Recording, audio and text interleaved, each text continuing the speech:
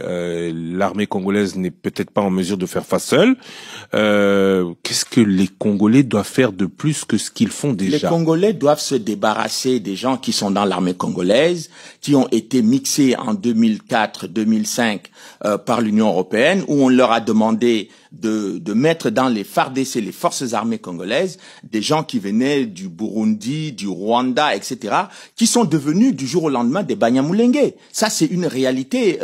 Moi, j'ai découvert ça d'ailleurs dans les rapports de l'Union européenne. Oui, mais les Banyamulenge se considèrent comme Congolais d'origine. Vous avez des Banyamulenge historiques et vous avez des Banyamulenge de circonstances. Vous y consacrez même un chapitre. Bon, j'ai découvert, par exemple, et ça, c'est pas moi qui le dis, et ça devrait être l'objet d'un débat national au Congo.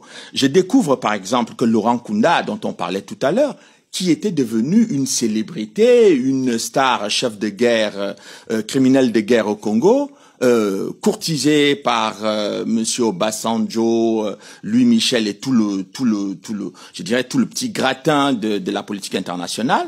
Eh bien, un rapport de 10 pages de la MONUC dit que Monsieur Laurent Nkunda n'est pas congolais. Il est rwandais. Il est rwandais et c'est pour cette raison qu'il est rentré chez lui. Et comment il est devenu congolais?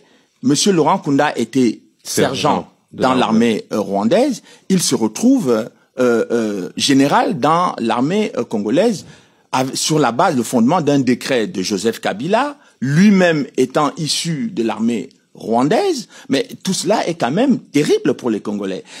Et je découvre aussi que le monsieur Ado Ayelo, c'est lui qui dit à Joseph Kabila de déchoir Laurent Nkunda de son grade de général et de le poursuivre pour les crimes commis au Congo. Donc, aujourd'hui, l'armée congolaise n'a pas que les officiers qui ont été formés dans les grandes écoles militaires.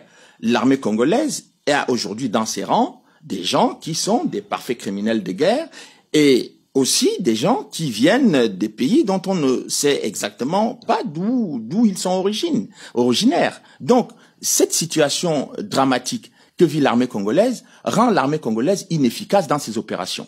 Parce que les gens qui ne sont pas, qui n'ont pas le Congo, qui ne portent pas le Congo au cœur, ne vont pas aller défendre les femmes congolaises qui sont violées, ne vont pas défendre les populations congolaises qui sont massacrées. Mais donc il faut aujourd'hui qu'on fasse le ménage pas seulement dans l'armée congolaise, mais dans tous les services de sécurité du Congo. Parce que c'est de ça dont il est